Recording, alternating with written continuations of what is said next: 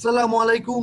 IAS 16 নিয়ে আমরা ধারাবাহিকভাবে বেশ কিছু পর্ব করেছি, যেখানে আমরা মোটামুটি IAS 16 এর বিষয়াদিগুলো কভার করেছি, তবে সেটা বেশ কয়েকটি ভিডিওতে। আজকে আমরা যেটা করার চেষ্টা করব সেটা হলো যে পুরা IAS 16টাকে এই একটা ভিডিওতে কভার করার জন্য, যাতে কেউ যদি IAS 16 সম্পর্কে মোটামুটি একটা ভালো ধারণা পেতে চান, তাহলে আপনি এই ভিডিওটা যদি শুরু থেকে শেষ পর্যন্ত ভালো করে দেখেন, তাহলে আপনি IAS 16 বা প্রপার্টি প্ল্যান্ট এন্ড ইকুইপমেন্টের সবকিছু আপনি বুঝতে পারবেন।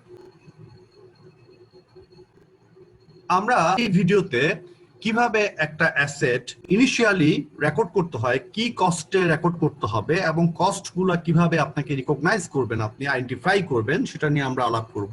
সেই অ্যাসেটটাকে রেকর্ড করার পর যখন আপনি ইউজ করবেন, বছর শেষে সেই অ্যাসেটের ডেপ্রিসিয়েশনের মেথড আপনি কিভাবে সিলেক্ট করবেন, কিভাবে আপনি ডেপ্রিসিয়েট ক্যালকুলেট করবেন, কিভাবে সেটা অ্যাকাউন্টিং করবেন, সেগুলো নিয়েও আমরা আলাপ করব। রিভ্যালুয়েশন, অ্যাসেটের রিভ্যালুয়েশন খুবই ইম্পর্টেন্ট একটা টপিক। সাবসিকুয়েন্ট মেজারমেন্টে আপনি চাইলে কস্ট মডেল ফলো করতে পারেন অথবা রিভ্যালুয়েশন মডেলও ফলো করতে পারেন।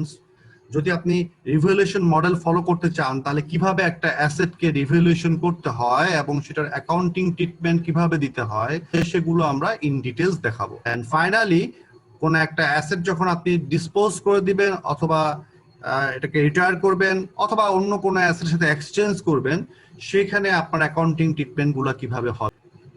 সো প্রথমে আমরা দেখব যে একটা অ্যাসেট রিকগনাইজ করার আগে কিভাবে আমরা কস্টগুলোকে আইডেন্টিফাই করব এবং অ্যাসেটকে কোন ভ্যালুতে রিকগনাইজ করব।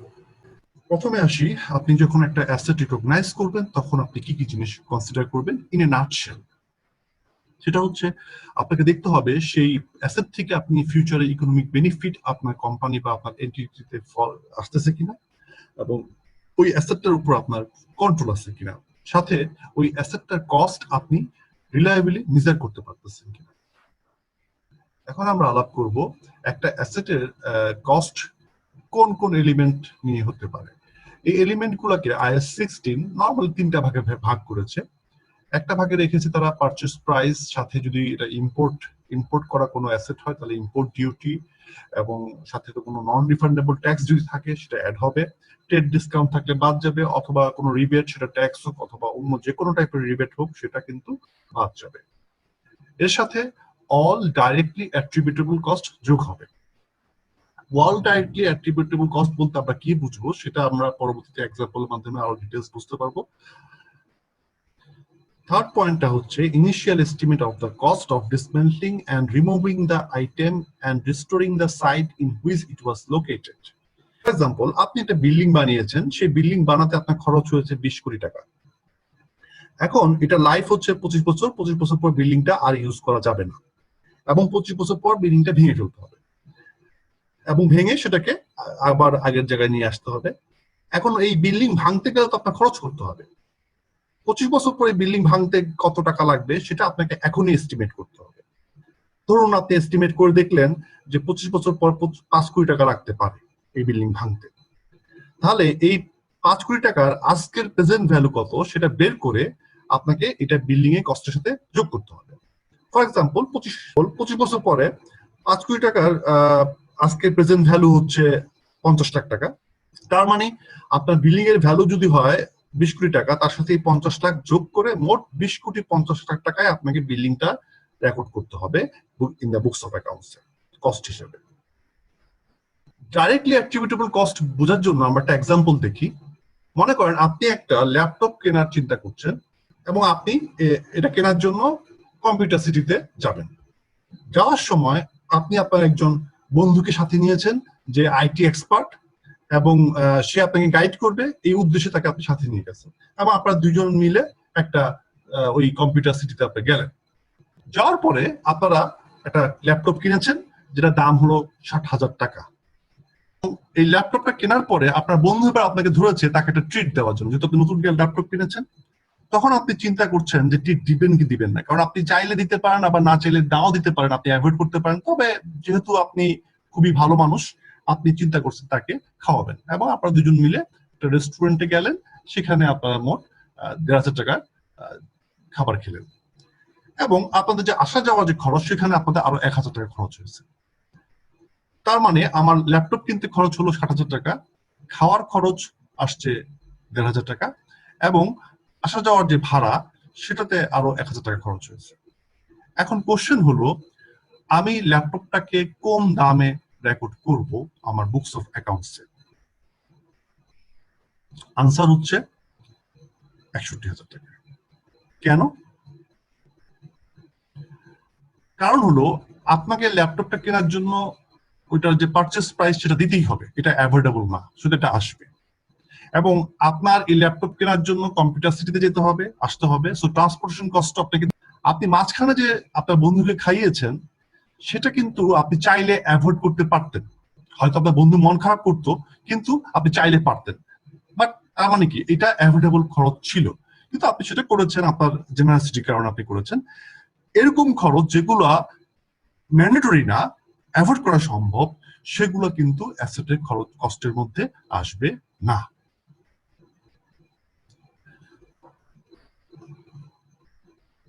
আমরা আরো কিছু এক্সাম্পল দেখি যেগুলো ডাইরেক্ট এক্সপেন্স, যেরকম কস্ট অফ সাইট প্রিপারেশন।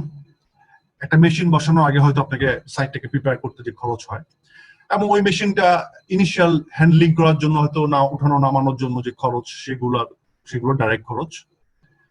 আপনি যদি কোনো একটা অ্যাসেট বানান, ফর এক্সাম্পল বিল্ডিং বানাচ্ছেন, সেই বিল্ডিং এ আপনি অনেক ওয়ার্কার কাজ করতেছে ডাইরেক্টলি, এবং তারা শুধুমাত্র বিল্ডিং এর জন্য কাজ করতেছে, তাহলে তাদের যে ওয়েজেস বা তাদের যে স্যালারি, সেটা কিন্তু বিল্ডিং এর খরচের মধ্যে আসবে। আরেকটা হচ্ছে একটা ইনিশিয়াল প্রোডাকশন। অনেক সময় কোনো মেশিন ফুল রান করার আগে একটা ইনিশিয়াল টেস্টিং প্রোডাকশন করতে হয়, to see that how the machine is performing. So সেই ইনিশিয়াল প্রোডাকশন কস্ট আপনি কনসিডার করবেন। তবে সেই ইনিশিয়াল প্রোডাকশন থেকে যেই প্রোডাক্ট গুলো বের হবে, সেগুলো যে সেলিং প্রাইস, সেই কস্ট থেকে সেলিং প্রাইস বাদ দিয়ে যদি কিছু থাকে, সেইটা আপনার অ্যাসেটের কস্টের মধ্যে ঢুকবে। আমরা এক্সাম্পল পরে দেখব। এরপর ইনস্টলেশন এবং অ্যাসেম্বলি কস্ট যদি থাকে, আসবে। প্রফেশনাল ফি যদি ডাইরেক্টলি এই পার্টিকুলার অ্যাসেটের জন্য হয়, তাহলে প্রফেশনাল ফিও আসবে। ইন প্র্যাকটিক্যাল লাইফ কখনো কখনো আমরা বেশ কিছু কস্ট দেখি যেগুলা মনে হতে পারে যে এগুলা আসলে ফিক্সড অ্যাসেটের কস্ট এবং এগুলা ক্যাপিটালাইজ করা উচিত, বাট আসলে এগুলা ক্যাপিটালাইজ করা যাবে না। For example, cost of conducting business in new location. নতুন লোকেশনে আপনার বিজনেস শুরু করার জন্য কিছু খরচ হতে পারে, এগুলাকে ফিক্সড অ্যাসেটের কস্ট হিসেবে ক্যাপিটালাইজ করা যাবে না। তেমন করে cost of opening new facilities, administrative cost incurred in using or redeploying an asset or item, এগুলা কিন্তু অ্যাসেটের কস্ট হবে না। আমরা আরেকটা এক্সাম্পল দেখি, আরেকটু ডিটেইলস। আপনি চায়না থেকে একটা মেশিন পারচেজ করে নিয়ে এসেছেন, এবং এই মেশিন পারচেজ করতে যে আপনার এই খরচগুলো হয়েছে, আমরা ফিগারগুলো ছোট ছোট রেখেছি বোঝার জন্য। সো এর মধ্যে কোন কোন খরচগুলা আমার অ্যাসেটের কস্ট হিসেবে আসবে? পারচেজ প্রাইস তো আসবেই, কারণ এটা ছাড়া আপনার অ্যাসেট তো কেনাই হবে না। ফ্রেট চার্জ, এটা ছাড়া অ্যাসেট আপনার চায়না থেকে বাংলাদেশে আসবে না। অ্যাডভান্স ইনকাম ট্যাক্স যদিও আপনাকে পে করতে হচ্ছে এবং এটা ম্যান্ডেটরি, কিন্তু এটা আসবে না, কারণ পরবর্তীতে এই অ্যাডভান্স ইনকাম ট্যাক্স, আপনার যে কর্পোরেট ট্যাক্স বা আপনার বিজনেসে যে ট্যাক্স আসবে, সেই ট্যাক্সের সাথে কিন্তু এটা আপনি অ্যাডজাস্ট করতে পারবেন। যেহেতু এটা পরবর্তীতে এটা অ্যাডজাস্ট করা যাবে, রিবেট নেওয়া যাবে, ক্রেডিট নেওয়া যাবে, সেহেতু এটা কিন্তু আসবে না। সিমিলারলি অ্যাডভান্স ভ্যাটও এখন ক্রেডিট নেওয়া যায়, সো এটাও আসবে না। পোর্ট পেনাল্টি, এই পেনাল্টিটা আপনার দেওয়া লাগছে, হতে পারে আপনি পোর্টে যেভাবে কাজটা করা দরকার ছিল, আপনাকে এই অ্যাসেটটা ক্লিয়ার করার জন্য যেভাবে ডকুমেন্টেশন অথবা অন্যান্য জিনিসপত্র কমপ্লায়েন্ট হওয়া উচিত ছিল, সেগুলো আপনার হয়নি, এবং না হওয়ার কারণে পোর্ট আপনাকে পেনাল্টি ধার্য করেছে। আপনি যদি সব ঠিক মতো করতেন, তাহলে কিন্তু এই পেনাল্টিটা আপনি অ্যাভয়েড করতে পারতেন। সো এই জন্য এটা আপনার অ্যাসেটের কস্টের মধ্যে আসবে না। লোকাল ট্রান্সপোর্টেশন তো অবশ্যই আসবে, নাহলে আপনি মনে করছি চিটং পোর্ট থেকে আপনার ঢাকায় বা গাজীপুরে ফ্যাক্টরিতে আনতে হলে তো অবশ্যই এটা লোকাল ট্রান্সপোর্টেশন দিতে হবে, সো এটা আসবে। ইনস্টলেশন কস্ট আসবে। দেন হচ্ছে ইনিশিয়াল টেস্টিং প্রোডাকশন কস্ট, আপনার হচ্ছে 200 টাকা ফর এক্সাম্পল, আর ওইটা আপনি বিক্রি করেছেন 150 টাকা। সো আপনি ইনিশিয়াল প্রোডাকশন কস্টের যে খরচ, সে খরচ থেকে ওই প্রোডাকশনের জন্য যদি কিছু থাকে, সেটা বিক্রি করে যদি কিছু পান, আপনি সেটা বাদ দিয়ে বাকিটুকু আপনি ক্যাপিটালাইজ করতে পারবেন। সেই হিসাবে আপনি ক্যাপিটালাইজ করতে পারবেন 51,200 টাকা। আমরা এবার একটু দেখব যে এই যে ট্রানজেকশন গুলা, এগুলোর জন্য আমার জার্নাল এন্ট্রি কি হবে।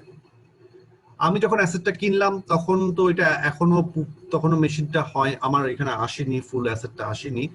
সো সেক্ষেত্রে আমি যখন পারচেস প্রাইস দিলাম তখন আমার ক্যাপিটাল ওয়ার্কিং প্রোগ্রেস ডেবিট হবে আর ব্যাংক ক্রেডিট হবে। আমরা ধরে নিচ্ছি সবগুলো ব্যাংকিং ট্রানজেকশন হয়েছে। আপনি যখন ফ্রেট দিলেন সেটাও অ্যাসেটের কস্টের মধ্যে ঢুকবে, বাট যেহেতু অ্যাসেটটা এখন রেডি না, এর জন্য capital working progress CWI. Advance income tax কিন্তু অ্যাসেটের কস্টের মধ্যে ঢুকবে না। এটা আপনার আরেকটা অ্যাসেট, আপনি অ্যাডভান্স ইনকাম ট্যাক্স দিয়েছেন, পরবর্তীতে আপনার কর্পোরেট বা বিজনেস ট্যাক্সের সাথে এটা আপনি অ্যাডজাস্ট করবেন। সিমিলারলি ভ্যাটের অবস্থা। পোর্ট পেনাল্টি আপনার জন্য এক্সপেন্স হয়ে যাবে ডাইরেক্টলি, এটা ক্যাপিটালাইজ করা যাবে না কারণ এটা আপনি অ্যাভয়েড করতে পারতেন।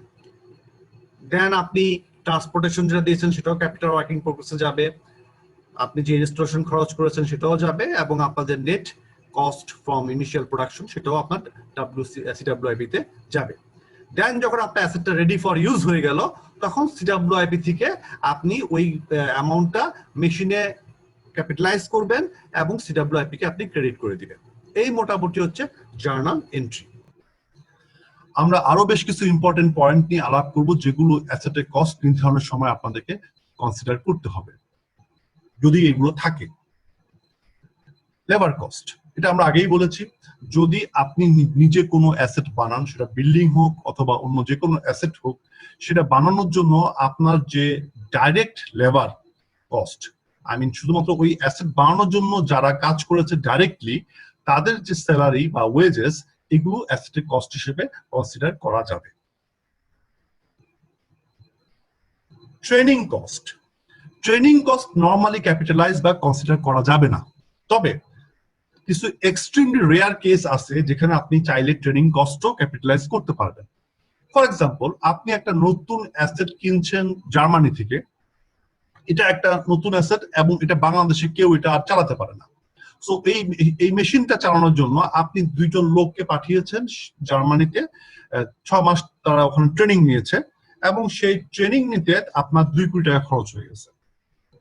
এখন ওই অ্যাসেটটা আপনি কিনেছেন মনে করেন যে 20 কোটি টাকা দিয়ে, তাহলে এই 20 কোটি টাকার সাথে এই 2 কোটি টাকা যোগ হবে কি হবে না? প্রথম কথা হলো, যদি কন্ডিশন ফুলফিল না করে তাহলে হবে না, তবে হতে পারে যদি কন্ডিশন গুলো ফুলফিল হয়। প্রথম কথা হলো, কেন ট্রেনিং কস্ট ক্যাপিটালাইজ করা যাবে না? কারণ যেই লোক বা যেই এমপ্লয়িকে আপনি ট্রেনিং দিচ্ছেন তার উপর কিন্তু আপনার টোটাল কন্ট্রোল নাই। সে চাইলে যে কোনো সময় কিন্তু আপনার কোম্পানি ছেড়ে চলে যেতে পারে। তাকে ট্রেনিং করানোর কারণে আপনি যে বেনিফিট ফিউচারে পাবেন সেটার উপর আপনার কিন্তু কন্ট্রোল নাই, সে যে কোনো সময় চলে যেতে পারে। তাহলে এই জন্যই কিন্তু ট্রেনিং কস্ট কনসিডার করতে মানা করা হয়েছে। তবে যদি এমন হয়, মনে করেন যে তারা যাওয়ার আগে তাদের বেতন ছিল 50,000 টাকা করে, আপনি আসার পরে দেখলেন যে অন্য তাদের যেহেতু ভ্যালু বেড়ে গেছে, তারা এখন নতুন জিনিস জানে, অন্য কোম্পানি তাদেরকে 1 টাকা করে স্যালারি অফার করতে পারে, আপনি তাদেরকে 1.5 টাকা করে স্যালারি অফার করে দিলেন, তাদের স্যালারি বাড়িয়ে দিলেন। স্বাভাবিক তারা 1.5 টাকা ছেড়ে 1 লাখ টাকার জন্য যাবে না। অথবা আপনি তাদেরকে একটা খুব ভালো এনভায়রনমেন্ট দিলেন, তারা আপনাকে খুব পছন্দ করে, অথবা তাদের সাথে আপনার একটা কন্ট্রাকচুয়াল এগ্রিমেন্ট আছে যেটার কারণে তারা আগামী 3 বছর আপনার সাথে কাজ করতে বাধ্য। সো এরকম কন্ডিশন যদি থাকে এবং যেখান থেকে বোঝা যায় যে আপনি আগামী 3 বছর তাদের কাছ থেকে বেনিফিট পাবেন, সেই ক্ষেত্রে শুধুমাত্র ট্রেনিং কস্ট আপনি ক্যাপিটালাইজ করতে পারবেন এবং ওভার দ্য 3 ইয়ার্স আপনি এটাকে ডেপ্রিসিয়েট করে ফেলবেন।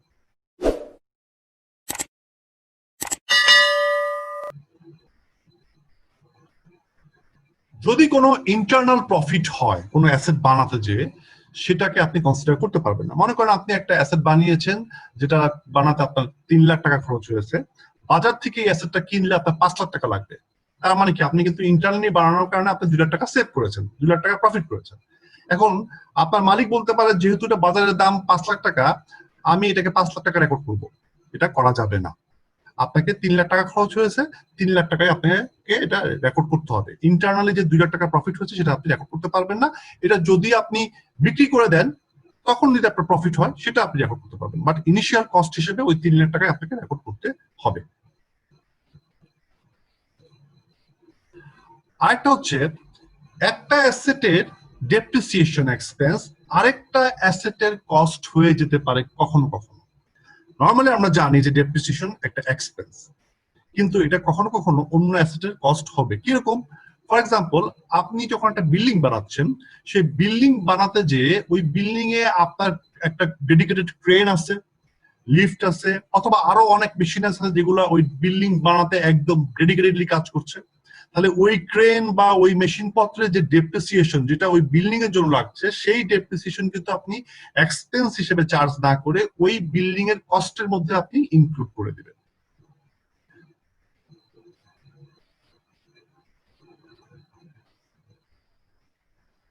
এটাও একটা ইম্পর্টেন্ট বিষয়, সেটা হচ্ছে রিপেয়ার মেইনটেনেন্স। একটা অ্যাসেট একটা অ্যাসেটের নর্মাল রিপেয়ার মেইনটেনেন্স কখনোই কস্ট যোগ হবে না, এটা এক্সপেন্স হিসেবে চার্জ হয়ে যাবে। আর আপনি কোনটা নর্মাল কোনটা মেজর এটা বুঝবেন কিভাবে? নর্মাল রিপেয়ার মেইনটেনেন্স করা হয় ওই অ্যাসেটটাকে তার এক্সিস্টিং ক্যাপাসিটিতে রান করার জন্য।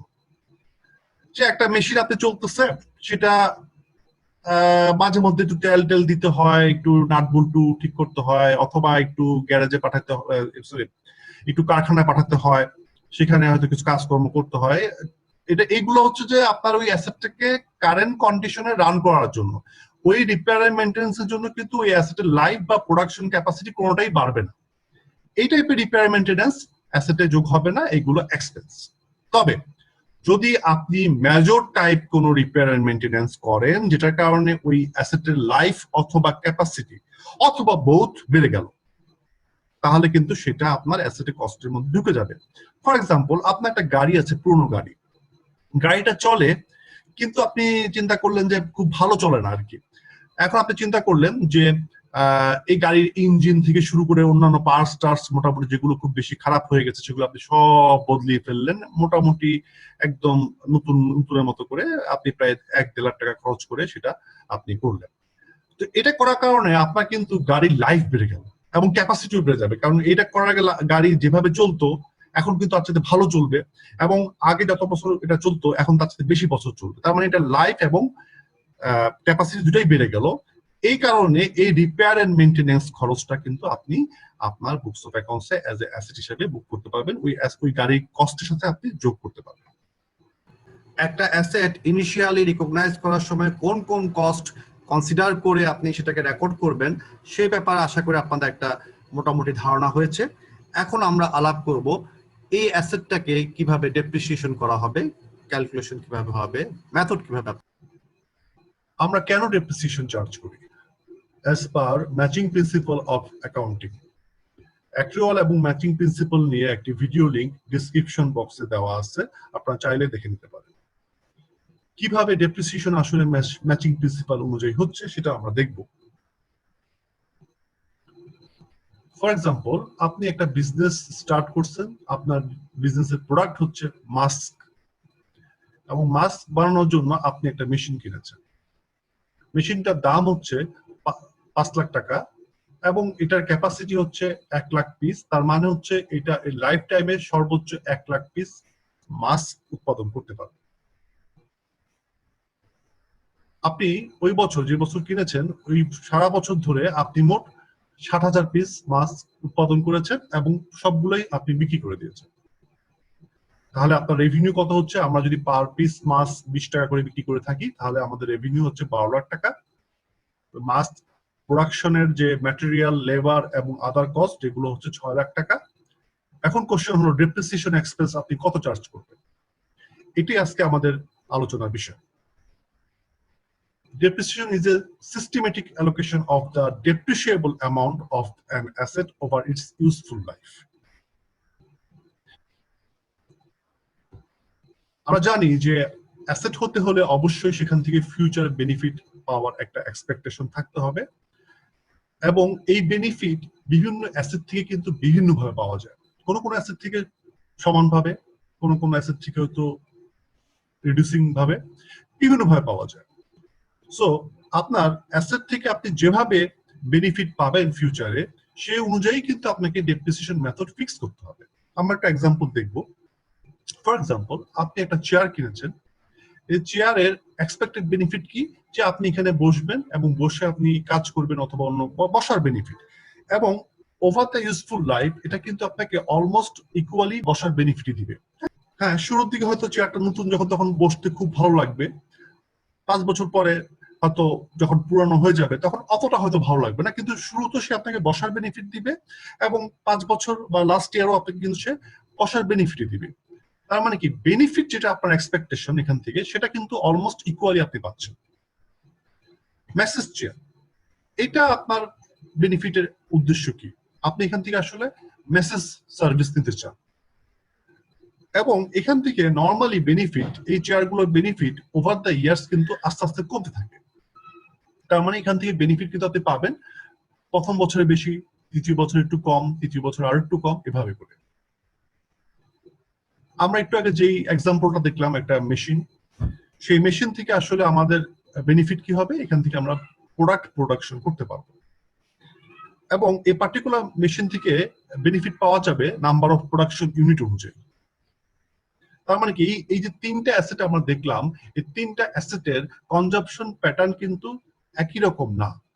সো আপনি যখন ডেপ্রিসিয়েশন করবেন এই কনজাম্পশন প্যাটার্নটাকে মাথায় রেখে আপনাকে সিস্টেমেটিক্যালি ডেপ্রিসিয়েবল অ্যামাউন্টকে অ্যালোকেট করতে হবে। ইউজফুল লাইফ আমরা নরমালি দুই ভাবে চিন্তা করতে পারি। একটা হচ্ছে যে এটা আপনি কতদিন ইউজ করবেন সেই অনুযায়ী আপনি ইউজফুল লাইফ নির্ধারণ করতে পারেন, অথবা ওই অ্যাসেটের ক্যাপাসিটির উপর ডিপেন্ড করেও তার লাইফ নির্ধারণ হতে পারে।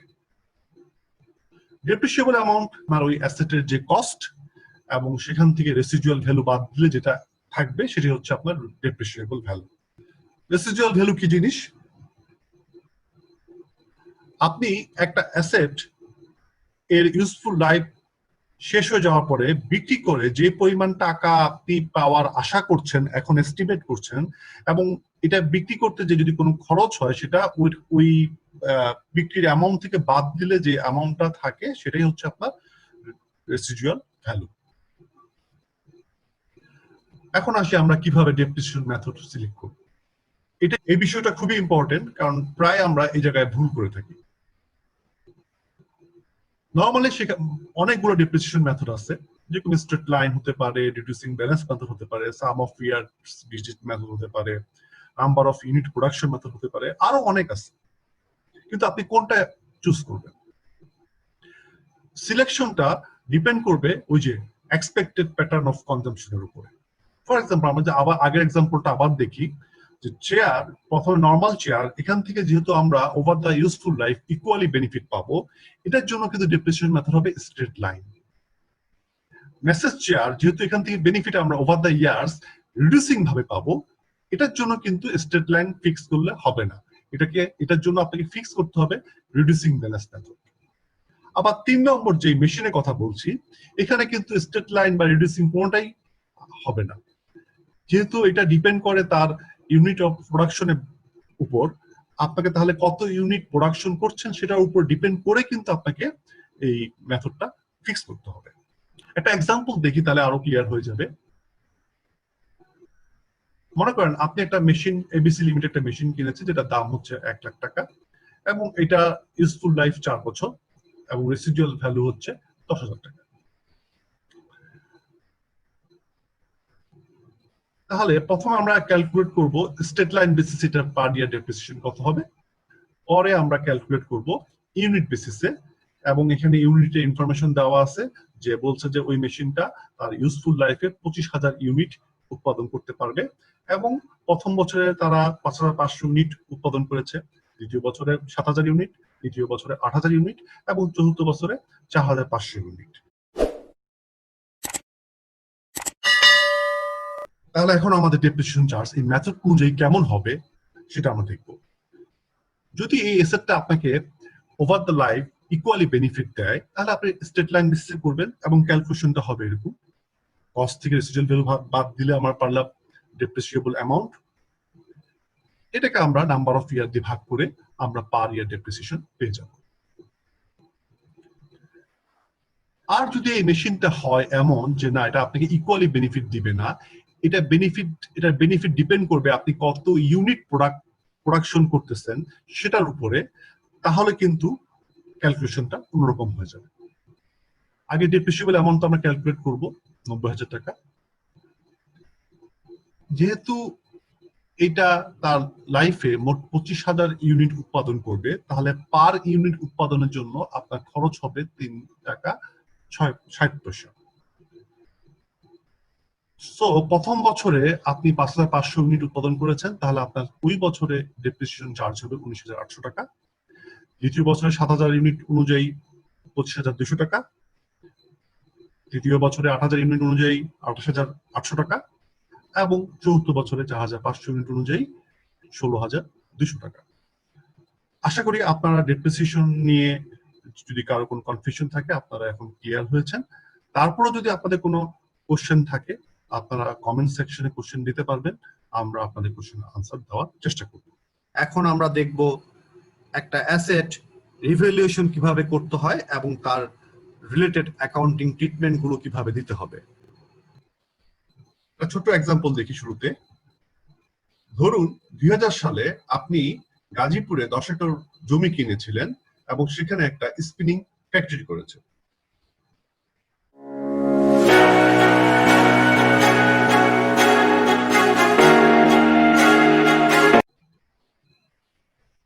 সেই জমির দাম তখন ছিল 10 মিলিয়ন বা 1 কোটি টাকা। গত বছর, তার মানে হচ্ছে 2019 সালে আপনার এক বন্ধু যে বিদেশে থাকে সে বাংলাদেশে আসছে এবং ব্যবসায়িক আলাপ আলোচনার জন্য আপনার সাথে মিট করছিল। আপনার সাথে আলাপ আলোচনার পরে সে একটি জমি কিনলো আপনার সেই ফ্যাক্টরির কাছাকাছি জায়গায়, 10 একর জমি কিনলো এবং সেখানে সে আপনার মতোই একটি স্পিনিং মিল প্রতিষ্ঠা করলো। এখন দেখেন আপনাদের দুজনেরই কিন্তু মোটামুটি সেম টাইপের স্পিনিং মিল আছে এবং সেটা গাজীপুরে, এবং দুজনেরই কোম্পানিতে 10 একর জমি আছে। কিন্তু আপনার বুকস অফ অ্যাকাউন্টসে বা ব্যালেন্স শিটে সেই জমির ভ্যালু দেখাচ্ছে 10 মিলিয়ন বা 1 কোটি টাকা, আর এই 10 একর জমির দাম আপনার বন্ধুর ব্যালেন্স শিটে দেখাবে হচ্ছে 100 মিলিয়ন বা 10 কোটি টাকা, আপনার চাইতে 10 গুণ বেশি। সো এই ক্ষেত্রে যদি কেউ আপনাদের দুজনের ব্যালেন্স শিট নিয়ে কম্পেয়ার করে তাহলে অবশ্যই আপনার বন্ধুকে কিন্তু সে বেশি মার্ক দিবে। এই সমস্যা সমাধানের জন্য IAS 16 একটা অল্টারনেটিভ ট্রিটমেন্ট অ্যালাউ করেছে।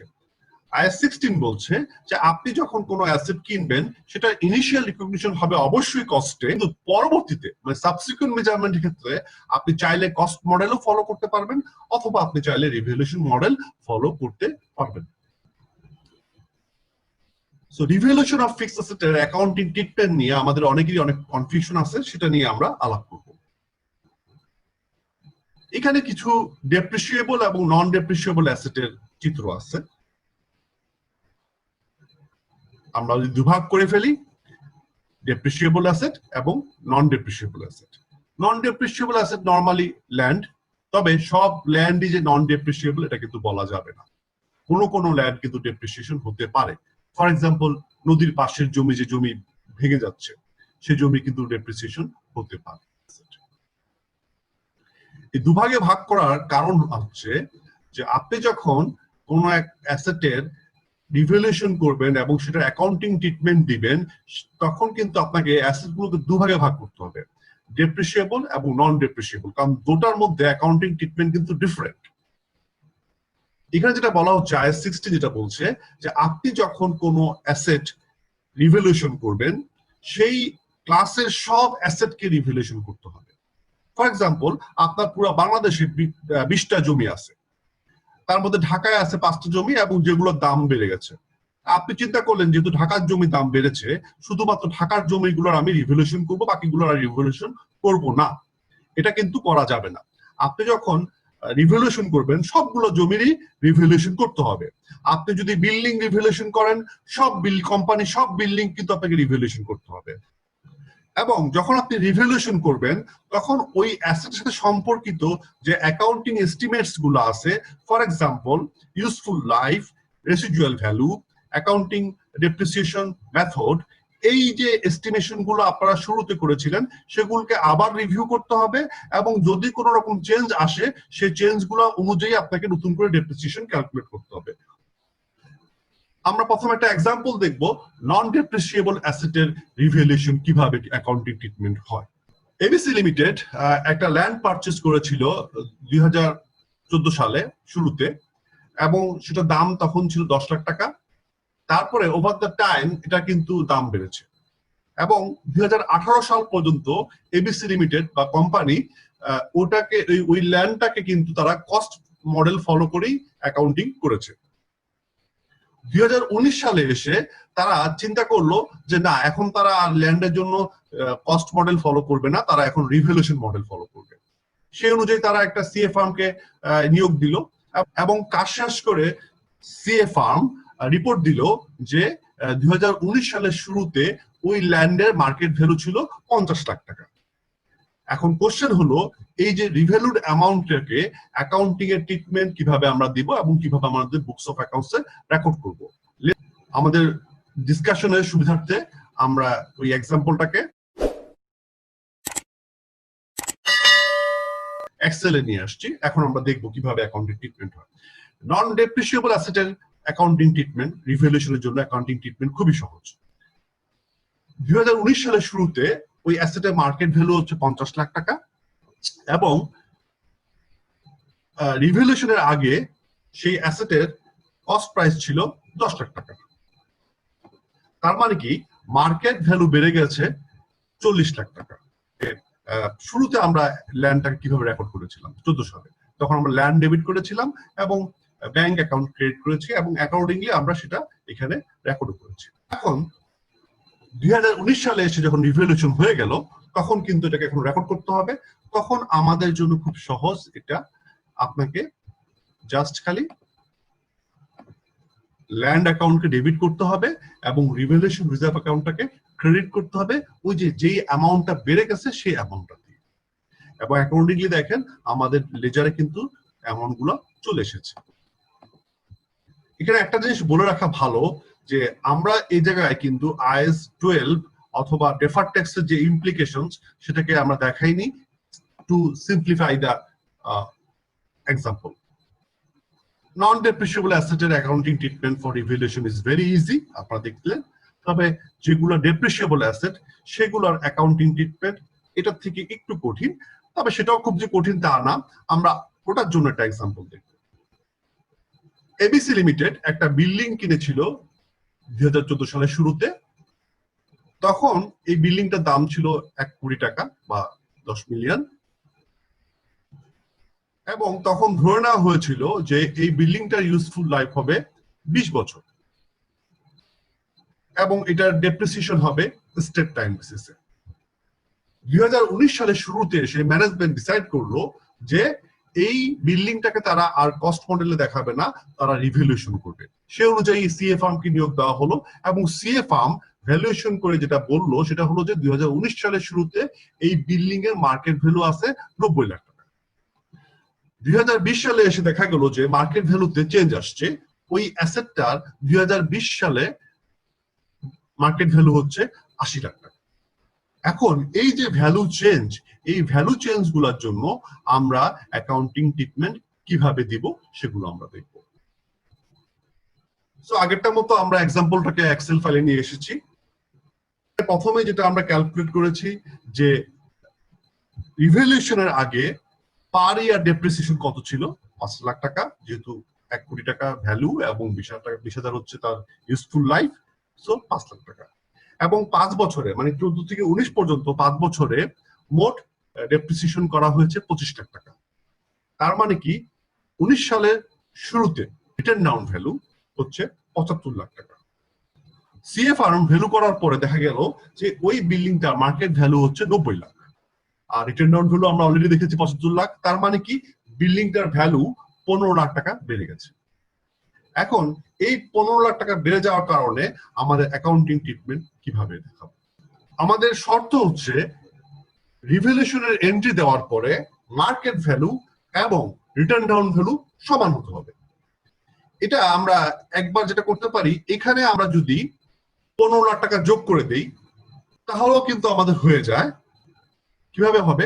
এখানে 15 লাখ, তাহলে 1 কোটি 15 লাখ টাকা হয়ে গেল, আর আমার অ্যাকাউন্টের ডেপ্রিসিয়েশন আছে হলো 25 লাখ। সো 1 কোটি 15 লাখ টাকা থেকে 25 লাখ বাদ দিলে 90 লাখ হয়, যেটা মার্কেট ভ্যালু সমান। কিন্তু IAS 16 বলছে এভাবে করা যাবে না।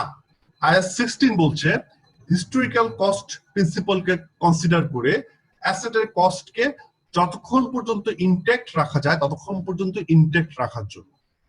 তাহলে আমি যদি অ্যাসেটের কস্টে হাত না দিতে চাই, সেক্ষেত্রে আমাকে যেটা করতে হবে, হাত দিতে হবে হচ্ছে অ্যাকুমুলেটেড ডেপ্রিসিয়েশন। আমি যদি অ্যাকুমুলেটেড ডেপ্রিসিয়েশনকে 15 লাখ টাকা কমিয়ে দিই, তাহলে আমার অ্যাকুমুলেটেড ডেপ্রিসিয়েশনের ব্যালেন্স হয়ে যাবে হচ্ছে 10 লাখ, আর আমার অ্যাসেটের ব্যালেন্স আছে 1 কোটি। সো 1 কোটি থেকে 10 লাখ টাকা বাদ দিলে কিন্তু আমার রিটার্ন ডাউন ভ্যালু 90 লাখ টাকা হয়ে যাচ্ছে। সো মার্কেট ভ্যালুর সাথে মিলে যাচ্ছে। তাহলে আমার অ্যাকুমুলেটেড ডেপ্রিসিয়েশনকে আবার ডেবিট করতে হবে। আমরা ডেবিট করলাম, এবং রিভ্যালুয়েশন রিজার্ভ, যেহেতু আমার অ্যাসেটটার দাম বেড়েছে, রিভ্যালুয়েশন হয়েছে, একটা লাভ হয়েছে, সো এই রিভ্যালুয়েশন রিজার্ভকে আমার ক্রেডিট করতে হবে। এখানে আবার আমরা বলে রাখি যে IAS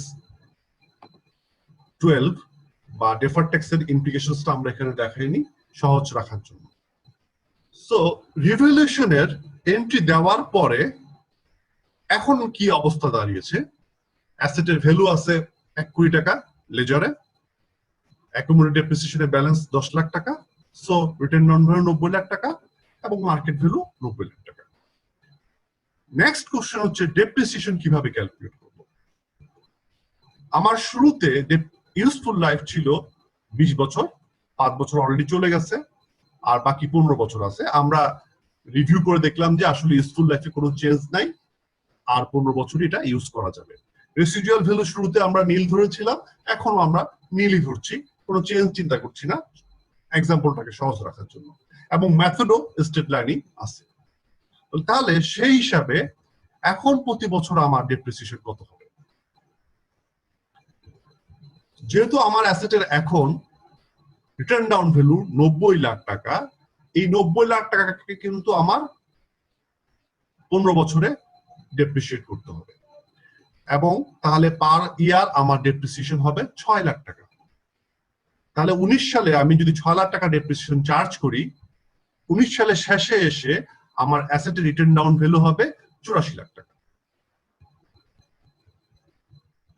সেই জিনিসগুলো আমরা এখানে নিয়ে এসেছি, ডেপ্রিসিয়েশনের জন্য জার্নাল এখানে দেওয়া আছে, আপনারা দেখতে পাচ্ছেন, এবং সেই অনুযায়ী অ্যাকুমুলেটেড ডেপ্রিসিয়েশনের।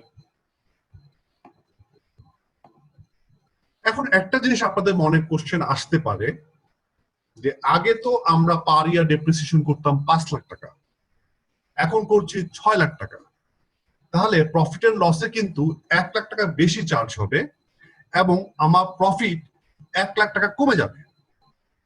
এই প্রফিট কমে যাওয়ার কারণে শেয়ার হোল্ডারদের ডিভিডেন্ডও কমে যেতে পারে। তখন শেয়ার হোল্ডার কিন্তু কোশ্চেন করবে যে আমাদের অ্যাসেটের দাম বাড়লো, কোথায় আমরা ডিভিডেন্ড বেশি পাবো? সেটা তো হচ্ছে না, আমাদের ডিভিডেন্ড কেন কমে যাচ্ছে? তখন আপনি বলবেন যে যেহেতু ডেপ্রিসিয়েশনের পরিমাণ বেড়ে গেছে সেজন্য, কিন্তু শেয়ার হোল্ডার এটা বুঝতে চাবে না, এবং এই কারণে IAS এই যে এক্সট্রা 1 লাখ টাকা ডেপ্রিসিয়েশন আপনি প্রফিট এন্ড লসে চার্জ করলেন, এই 1 লাখ টাকা যাতে ডিভিডেন্ডে দেওয়া যায় সেটার জন্য IAS 16 একটা অল্টারনেটিভ ট্রিটমেন্ট অ্যালাউ করছে। এই ট্রিটমেন্টটা আপনার জন্য ম্যান্ডেটরি না, আপনি চাইলে এটা দিতে পারবেন। সেটা কি? যে আপনি ওই যে অতিরিক্ত যে 1 লাখ টাকা ডেপ্রিসিয়েশন আপনি প্রফিট এন্ড লসে চার্জ করেছেন, যেটার কারণে আপনার প্রফিট কমে গেছে 1 লাখ টাকা, এবং সেই অনুযায়ী রিটার্ন আর্নিংস 1 লাখ টাকা কমে গেছে, সো সেই 1 লাখ টাকা আপনি চাইলে রিভ্যালুয়েশন রিজার্ভ থেকে রিটার্ন আর্নিংস এ ট্রান্সফার করতে পারবেন, যাতে আপনার শেয়ার হোল্ডারদেরকে ডিভিডেন্ড দিতে কোনো সমস্যা না হয়। এবং সেই অনুযায়ী আমরা এখানে রিভ্যালুয়েশন রিজার্ভও কিন্তু আমরা 1 লাখ টাকা ডেবিট করে দিলাম, এবং রিভ্যালুয়েশন রিজার্ভের এখন ব্যালেন্স হয়ে গেল 14 লাখ টাকা। এবার আসি ইয়ার 2020 সালে কি হলো। আমরা জানি যে 2020 সালে এসে যেটা হয়েছে, মার্কেট ভ্যালু কমে গেছে, এবং সিএ ফার্মকে আবার নিয়োগ দেওয়া হয়েছে। সিএ ফার্ম আবার হিসাব পিসাব করে বলেছে যে 2020 সালের শুরুতে ওই বিল্ডিং এর মার্কেট ভ্যালু আছে 80 লাখ টাকা।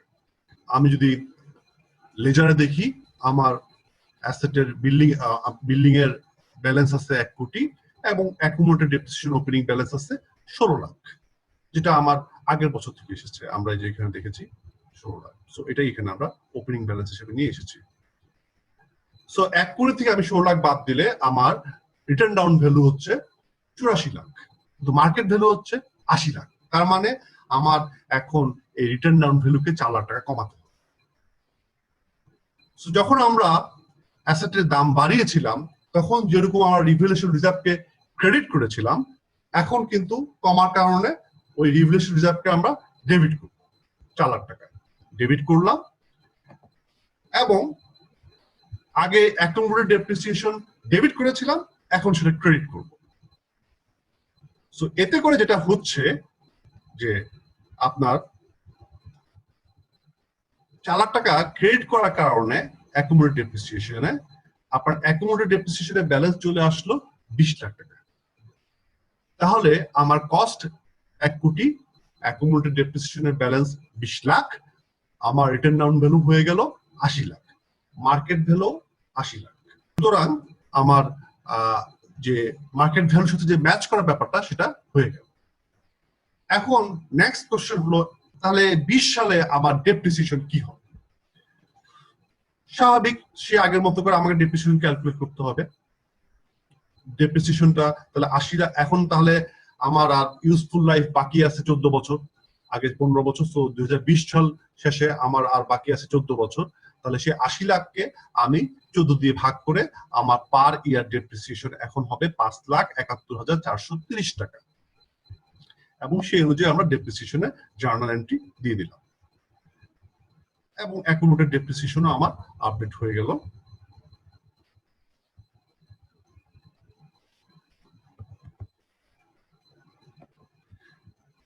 আর ওই যে আমার তো অরিজিনাল ডেপ্রিসিয়েশন পার ইয়ার ছিল 5 লাখ টাকা, এখন 5,71,430, তাহলে 71,430 আমি চাইলে রিভ্যালুয়েশন রিজার্ভ থেকে রিটেন আর্নিংসে ট্রান্সফার করে দিতে পারবো। তবে এই ট্রিটমেন্টটা ম্যান্ডেটরি না, আপনারা চাইলে এ পর্যন্ত দিয়েও আপনাদের অ্যাকাউন্টিং কমপ্লিট করতে পারেন, এটা না দিলেও চলবে। তবে এটা দেওয়াটাই আমি মনে করি মোর লজিক্যাল, আপনারা চাইলে দিতে পারেন। আশা করি অ্যাসেটের রিভ্যালুয়েশনের যে অ্যাকাউন্টিং ট্রিটমেন্ট আপনারা মোটামুটি একটা আন্ডারস্ট্যান্ডিং পেয়েছেন। ফাইনালি একটা অ্যাসেট যদি আমরা ডিসপোজ করে দেই বা রিটায়ার করি, ডিসকার্ড করি, অথবা অন্য কোনো অ্যাসেটের সাথে এক্সচেঞ্জ করি, সেই অ্যাকাউন্টিং ট্রিটমেন্ট কিভাবে হবে? কেন ফিক্সড অ্যাসেট আমরা ডিসপোজ করি বা বাদ দিই, কি কারণে? ফিক্সড অ্যাসেট ডিসপোজ করা বা বাদ দেওয়ার জন্য অনেকগুলো কারণ থাকতে পারে, তার মধ্যে এই কারণগুলো বেশি কমন। আপনার হয়তো অ্যাসেটটা অবসোলেট হয়ে গেছে, এটা আপনি আর ইউজ করতে চান না, অথবা আপনার ওই অ্যাসেটটাকে চালু রাখার জন্য রিপেয়ার মেইনটেনেন্স যে খরচ হয় সেটা এত বেশি বেড়ে গেছে যে আপনার ওই অ্যাসেট থেকে যে পরিমাণ বেনিফিট আপনি পান তার চাইতে রিপেয়ার এবং মেইনটেনেন্সের খরচ বেশি। তাহলেও আপনি চিন্তা করতে পারেন যে আমি অ্যাসেটটাকে বাদ দিয়ে নতুন একটা অ্যাসেট কিনবো। বারবার নষ্ট হয়, মানে ফ্রিকুয়েন্ট ব্রেকডাউন। আরেকটা হতে পারে আপনি চিন্তা করছেন যে আমি এটা পুরান হয়ে গেছে, এটাকে আমি নতুন একটা অ্যাসেট দিয়ে রিপ্লেসমেন্ট করবো, নিউ টেকনোলজি হতে পারে। সো সেই কারণে আপনি ফিক্সড অ্যাসেট পুরনটা বাদ দিয়ে নতুনটা নিতে পারেন। নরমালি আমরা 3টা ওয়েতে ফিক্সড অ্যাসেট ডিসপোজ করতে পারি। একটা হচ্ছে আপনি সেল করে দিতে পারেন, অথবা আপনি রিটায়ারমেন্ট বা এটাকে ডিসকার্ড করে ফেলতে পারেন, যেটা কেউ কিনছে না, এটাকে ফেলে দিতে হবে। আর একটা হতে পারে পুরনো একটা অ্যাসেট দিয়ে নতুন আরেকটা অ্যাসেট আপনি কিনলেন, সেক্ষেত্রে এক্সচেঞ্জ। আমরা একটা এক্সাম্পল দেখি যে একটা ফিক্সড অ্যাসেট যদি ডিসকার্ড করি তাহলে কেমন তার অ্যাকাউন্টিংটা হবে। ফর এক্সাম্পল, একটা ইকুইপমেন্ট যেটার কস্ট ছিল 25,000 টাকা এবং এটা ফুললি ডেপ্রিসিয়েট হয়ে গিয়েছে, এবং ফেব্রুয়ারি মাসে আপনি এটাকে ডিসকার্ড করে দিয়েছেন, ফেলে দিয়েছেন, বিক্রি করেননি। তাহলে জার্নাল হবে যেহেতু ফুললি ডেপ্রিসিয়েটেড, সেই পরিমাণ অ্যাকুমুলেটেড ডেপ্রিসিয়েশন আমাদের আছে, ক্রেডিট ব্যালেন্স, সেটাকে আমরা ডেবিট করে দিব এবং সেই পার্টিকুলার অ্যাসেটটাকে আমরা ক্রেডিট করে অ্যাসেটটাকে নীল করে ফেলবো। So it is very easy, এটা খুবই সহজ। এই ক্ষেত্রে আপনার কোনো লাভ বা লোকসান কিন্তু হলো না কোম্পানির জন্য। আরেকটা এক্সাম্পল দেখি, যে ফর এক্সাম্পল আপনার অ্যাসেটের কস্ট ছিল ৬,০০০ টাকা, এটা আমরা অ্যানুয়ালি ডেপ্রিসিয়েট করতাম 10%-এ, এবং বছরের শুরুতে এটার অ্যাকুমুলেটেড ডেপ্রিসিয়েশনের ব্যালেন্স ছিল ৪,৭৫০ টাকা। এটা আমরা মার্চের ২৪ তারিখে ডিসপোজ করেছি বা ডিসকার্ড করেছি। এখন তাহলে সেটার অ্যাকাউন্টিং ট্রিটমেন্ট কিভাবে আমরা দিব? এখানে যদিও কিছু বলা নাই, আমরা ধরে নেব যে অ্যাকাউন্টিং পিরিয়ড শুরু হয়েছে জানুয়ারিতে। তার মানে হচ্ছে অ্যাসেটটা জানুয়ারি, ফেব্রুয়ারি এবং মার্চের ২৪ তারিখ পর্যন্ত ইউজ করা হয়েছে। তাহলে সেই পরিমাণ সময়ের জন্য আপনাকে কিন্তু প্রথমে ডেপ্রিসিয়েশন চার্জ করতে হবে। হিসাবটা আমরা কিভাবে করলাম? ইয়ার যদি ৬,০০০ টাকা হচ্ছে কস্ট, 10% ডেপ্রিসিয়েশন অ্যানুয়াল, তাহলে বছরে ৬০০, ৩ মাস ইউজ করেছি, সো ৩ মাসের জন্য আমার ১৫০ টাকা ডেপ্রিসিয়েশন চার্জ হয়েছে। হ্যাঁ, মার্চের ২৪ তারিখ পুরোপুরি ৩ মাস হয়নি, কিন্তু যেহেতু এটা ১৫ তারিখে বেশি, আমরা ধরে নিতে পারি যে এটা আমরা ৩ মাস পর্যন্ত হিসাব করতে পারি। এই ক্ষেত্রে আপনারা যদি মনে করেন যে না আপনারা ডেইলি বেসিসে ডেপ্রিসিয়েশন করবেন, ডেইলি বেসিসে আপনারা ক্যালকুলেট করতে পারেন। ডেপ্রিসিয়েশন চার্জ করার পরে আমাদের অ্যাকুমুলেটেড ডেপ্রিসিয়েশনের আগে আমাদের ব্যালেন্স ছিল ৪,৭৫০ টাকা, আরো ১৫০ টাকা যোগ হয়ে এটা হয়ে গেল ৪,৯৫০ টাকা। যেহেতু অ্যাসেটটা আমরা এখন বাদ দিচ্ছি, তাহলে ওই পরিমাণ অ্যাকুমুলেটেড ডেপ্রিসিয়েশন প্রথমে ডেবিট করে ফেলতে হবে, আর অ্যাসেটটাকে আমরা ক্রেডিট করব বাদ দেওয়ার জন্য। এই দুটা ডিফারেন্স যে ১১০০ টাকা, এটা কিন্তু আমাদের লস হল, সো লসটাকেও আমাদের রেকর্ড করতে হবে। এবার আসি যে যদি আমরা সেল করি, সেলিং প্রাইস কি জিনিস আমরা জানি সবাই, এবং নেট বুক ভ্যালু আমরা সবাই জানি যে কস্টের থেকে অ্যাকুমুলেটেড ডেপ্রিসিয়েশন বাদ দিলে নেট বুক ভ্যালু পাওয়া যায়। যদি সেলিং প্রাইস আর নেট বুক ভ্যালু সমান হয়, সেই ক্ষেত্রে আপনার কোনো লাভ হবে না, কোনো লস হবে না। আমরা একটা এক্সাম্পল দেখি। একটা অ্যাসেট মনে করেন আপনার ১০,০০০ টাকা যেটা কস্ট ছিল, এবং এটারও আমরা অ্যানুয়ালি 10% ডেপ্রিসিয়েট করতাম স্ট্রেট লাইন বেসিসে, এবং এটা অক্টোবরের ১২ তারিখে আমরা সেল করেছি। বছরের শুরুতে এটার অ্যাকুমুলেটেড ডেপ্রিসিয়েশনের ব্যালেন্স ছিল ৭,০০০ টাকা। প্রথমে আমাদের যে ক্যালকুলেশনটা করতে হবে সেটা ডেপ্রিসিয়েশনের ক্যালকুলেশন, কারণ জানুয়ারি থেকে আমরা সেপ্টেম্বর পর্যন্ত, অক্টোবর ধরছি না বিকজ অক্টোবরের ১২ তারিখে এটা আমরা সেল করে দিয়েছি, এবং ১২ তারিখ যেহেতু ১৫ তারিখের আগে, আমরা ডেইলি বেসিসে ডেপ্রিসিয়েশন ক্যালকুলেট করছি না, সেহেতু আমরা অক্টোবরটা ধরিনি। তার মানে আমরা ৯ মাসের জন্য ডেপ্রিসিয়েশন এক্সপেন্স চার্জ করবো প্রথমে। তাহলে হিসাবটা আমরা দেখে ফেললাম, ডেপ্রিসিয়েশন এক্সপেন্স চার্জ হয়ে গেল। তাহলে আমার বছরের শুরুতে অ্যাকুমুলেটেড ডেপ্রিসিয়েশনের ব্যালেন্স ছিল ৭,০০০ টাকা, আরো ৭৫০ টাকা যোগ হয়ে অ্যাকুমুলেটেড ডেপ্রিসিয়েশনের ব্যালেন্স হয়ে গেল ৭,৭৫০ টাকা। এখন যদি এই অ্যাসেটটা আমরা ২,২৫০ টাকার বিনিময়ে সেল করে দেই, তাহলে দেখা যাবে আমাদের কোনো লাভ বা লস হবে না। কারণ কি, যে আমার অ্যাসেটের ভ্যালু ছিল, আমরা যদি আবার একটু পিছনে যাই, অ্যাসেটের কস্ট ছিল ১০,০০০ টাকা, আর অ্যাকুমুলেটেড ডেপ্রিসিয়েশন ৭৫০ টাকা সহ মোট ৭,৭৫০ টাকা। তার মানে হচ্ছে ওই অ্যাসেটটার এখনকার নেট বুক ভ্যালু হচ্ছে ২,২৫০ টাকা। সো ২,২৫০ টাকার অ্যাসেট যদি আমি ২,২৫০ টাকায় বিক্রি করে দেই, নেট বুক ভ্যালু এবং সেলিং প্রাইস সমান, তাহলে কিন্তু আমার কোনো গেইন বা লস হবে না। কিন্তু অ্যাকাউন্টিং ট্রিটমেন্টটা কিভাবে দিতে হবে সেটা আমরা এখন দেখব। প্রথমে আমরা যে বিক্রি করে যে টাকাটা পেয়েছি ক্যাশ, সেটা আমরা ডেবিট করব, এবং যে অ্যাসেটটা আমরা এখন সেল করে দিলাম সেটার যে অ্যাকুমুলেটেড ডেপ্রিসিয়েশন ৭,৭৫০ টাকা, সেটাও আমাদের ডেবিট করে ফেলতে হবে, আর অ্যাসেটটাকে আমাদের ক্রেডিট করে ফেলতে হবে। সো এভাবে আমরা অ্যাকাউন্টিং রেকর্ডটা কমপ্লিট করে ফেলতে পারি। এই অ্যাসেটটায় যদি আমাদের selling price net book value যদি কম হয়, তাহলে আমাদের লস হবে। ধরে নিলাম সেই অ্যাসেটটা আমরা ১,০০০ টাকায় বিক্রি করেছি। সো সিমিলারলি আমাকে ক্যাশ ডেবিট করতে হবে ১,০০০ টাকা, অ্যাকুমুলেটেড ডেপ্রিসিয়েশন ৭,৭৫০ টাকা, আর ১,২৫০ টাকা ওই যে আমার যে নেট বুক ভ্যালু ছিল ২,২৫০ টাকা, সেটা আমি ১,০০০ টাকায় বিক্রি করেছি। তার মানে ১,২৫০ টাকা আমার লস হয়েছে। সো সেই লসটাও আমাকে ডেবিট করে রেকর্ড করতে হবে, আর অ্যাসেটটা যেহেতু চলে গেল ওটাকে ক্রেডিট করে দিতে হবে। আর যদি আমরা নেট বুক ভ্যালুর বেশি দামে বিক্রি করতে পারি, তাহলে আমাদের লাভ হবে।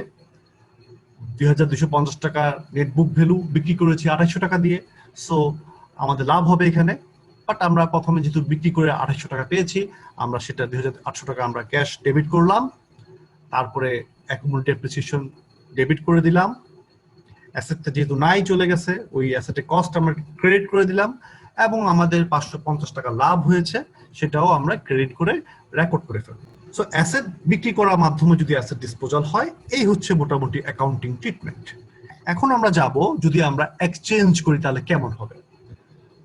যখন আমরা একটা পুরনো অ্যাসেট দিয়ে নতুন আরেকটা অ্যাসেট নেই, ফর এক্সাম্পল আপনি একটা পুরনো ল্যাপটপ দিয়ে একটি নতুন ল্যাপটপ কিনছেন, নতুন ল্যাপটপটার দাম হচ্ছে 50,000 টাকা, আর পুরান ল্যাপটপটার দাম যারা বিক্রি করছে তারা ধরে নিল এটার দাম হচ্ছে 10,000 টাকা। এই যে পুরান ল্যাপটপটার একটা দাম ধরা হলো, এটাকে আমরা বলছি trade in allowance. So trade in allowance অনেকটা বিক্রি প্রাইসের মতো, পুরান ল্যাপটপটার বিক্রি প্রাইস। সো সেটা যদি আমার সেলিং প্রাইস, সেটা যদি আমার নেট বুক ভ্যালু যদি বেশি হয় তাহলে গেইন হবে, কম হলে লস হবে, সমান যদি হয় তাহলে লাভ হবে না, লস হবে না। আমরা দুইটা এক্সাম্পল দেখি। নতুন একটা অ্যাসেট কিনছি আমরা, যেটা দাম হচ্ছে 5,000 টাকা, আর আমাদের একটা পুরনো অ্যাসেট ছিল যেটা দাম ছিল, কস্ট ছিল 4,000 টাকা, এবং অ্যাকুমুলেটেড ডেপ্রিসিয়েশন ছিল 3,200 টাকা। তার মানে হচ্ছে নেট বুক ভ্যালু হচ্ছে 800 টাকা। এখন যদি এটা ট্রেড ইন অ্যালাউন্স মানে ওটা ওই পুরান অ্যাসেটটার বিক্রি ভ্যালু বা সেলিং প্রাইস যদি ধরা হয় 1100 টাকা, তার মানে হচ্ছে 5,000 টাকার নতুন অ্যাসেটটা আমি যখন নিব, আমি তাকে 1100 টাকা বাদ দিয়ে বাকি 3,900 টাকা আমি তাকে দিব। আর আমার পুরন অ্যাসেটটার বুক ভ্যালু যেহেতু 800 টাকা, আর ওটার ভ্যালু যেহেতু ধরা হয়েছে 1100 টাকা, তার মানে আমাকে 300 টাকা লাভ হয়েছে। সো আমরা এখন তাহলে এন্ট্রিটা কিভাবে দিব? প্রথমে পুরান অ্যাসেটটা বাদ দেওয়ার জন্য ওটার যে অ্যাকুমুলেটেড ডেপ্রিসিয়েশন আছে সেটা আমরা ডেবিট করে ফেলবো। দেন পুরান অ্যাসেটটার 4,000 টাকা যেটা কস্টটা বাদ দিয়ে দিব। নতুন অ্যাসেটটা আমরা যেটা 5,000 টাকা সেটা আমরা যেহেতু পেলাম ওটাকে ডেবিট করব 5,000 টাকা। আর ক্যাশ আমরা দিয়েছি 3,900 টাকা, সেটা আমার ক্রেডিট করতে হবে। 300 টাকা আমার গেইন। আশা করি আপনারা বুঝতে পেরেছেন কিভাবে হলো। আমরা আবার একটু যদি পিছনে যাই, পুরান অ্যাসেটটা নেট বুক ভ্যালু ছিল আমার 800 টাকা, কিন্তু সেটা দাম ধরা হয়েছে 1100 টাকা, তাহলে 300 টাকা লাভ। আর নতুন অ্যাসেটটার ভ্যালু হচ্ছে 5,000 টাকা। যেহেতু পুরান অ্যাসেটটার ভ্যালু ধরা হয়েছে 1100 টাকা, আমি তাকে ওই 1100 টাকা বাদ দিয়ে বাকি 3,900 টাকা তাকে আমি পেমেন্ট করব। সেই অনুযায়ী আমাদের জার্নাল এন্ট্রিটা দেওয়া হয়েছে। পুরান অ্যাসেটটা বাদ দেওয়ার জন্য ওটার অ্যাকুমুলেটেড ডেপ্রিসিয়েশন আমরা ডেবিট করছি, এবং পুরান অ্যাসেটটার কস্ট 4,000 টাকা আমরা ক্রেডিট করেছি। নতুন অ্যাসেট যেহেতু আমরা পেয়ে গেছি সেটা আমরা 5,000 টাকা ডেবিট করব। আর ওটা পেতে যে আমাদের যেহেতু 3,900 টাকা ক্যাশ পে করতে হয়েছে সেটা আমরা ক্যাশ ক্রেডিট করব। আর এই পুরো প্রসেসে আমাদের 300 টাকা লাভ হয়েছে সেটাও আমরা রেকর্ড করে ফেললাম। আরেকটা এক্সাম্পল, নতুন অ্যাসেটের দাম মনে করেন হচ্ছে 10,000 টাকা, পুরান একটা অ্যাসেটের দাম ছিল 7,000, সেটা accumulated depreciation 4,600, so net book value হচ্ছে 2,400। এইটার যদি ট্রেড ইন অ্যালাউন্স ধরা হয় 2,000 টাকা, তাহলে নেট বুক ভ্যালুর চেয়ে ট্রেড ইন অ্যালাউন্সটা কম, মানে পুরান অ্যাসেটটার ভ্যালু ধরা হয়েছে 2,000 টাকা, 400 টাকা কম ধরা হয়েছে। তাহলে তার মানে হচ্ছে আমার 400 টাকা কিন্তু লস হবে। সো 2,000 টাকা যেহেতু ট্রেড ইন অ্যালাউন্স ধরা হয়েছে, আর নতুন অ্যাসেটের দাম হচ্ছে 10,000 টাকা, ও 2,000 টাকা বাদ দিয়ে আমি বাকি 8,000 টাকা পে করবো। তাহলে জার্নালটি কি হবে? আগে পুরান অ্যাসেটটা বাদ দেওয়ার জন্য ওটার যে অ্যাকুমুলেটেড ডেপ্রিসিয়েশন সেটা আমরা ডেবিট করব, এবং পুরান অ্যাসেটটা কে আমরা বাদ দেওয়ার জন্য ওটা কস্ট ক্রেডিট করবো 7,000 টাকা। নতুন অ্যাসেটটার দাম 10,000 টাকা, ওটা আমরা ডেবিট করলাম, ক্যাশ আমরা পে করেছি 8,000 টাকা। সো বাকি যে 400 টাকা আমি বেশি পে করলাম সেটা হচ্ছে আমার লস। আশা করি IAS 16 বা প্রপার্টি প্ল্যান্ট এন্ড ইকুইপমেন্টের যে বিষয়াদিগুলো আছে সেগুলো আপনারা মোটামুটি বুঝতে পেরেছেন। যদি আপনাদের কোনো কোশ্চেন থাকে আপনারা কমেন্ট সেকশনে আপনাদের কোশ্চেনগুলো দিতে পারেন, আমরা চেষ্টা করব আপনাদের এই কোশ্চেনগুলোর উত্তর দিতে। সবাই ভালো থাকবেন, সুস্থ থাকবেন সেই কামনা শেষ করছি। আল্লাহ হাফেজ।